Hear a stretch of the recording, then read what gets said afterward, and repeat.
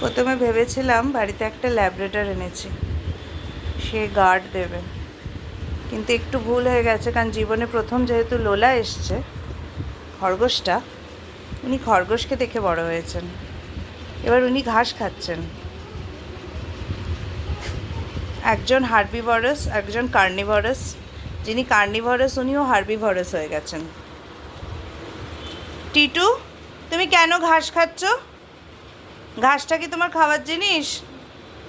তোমাকে মা চিকেন দিয়েছে, মাছ দিয়েছে, তুমি ঘাস খাচ্ছ?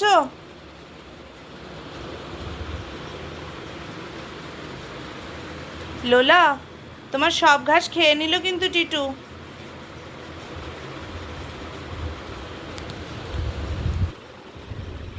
কারোর বাড়িতে কি এরকম দৃশ্য আছে? যদি থেকে থাকে প্লিজ জানাবেন আমাকে, আপনারা কি করেন।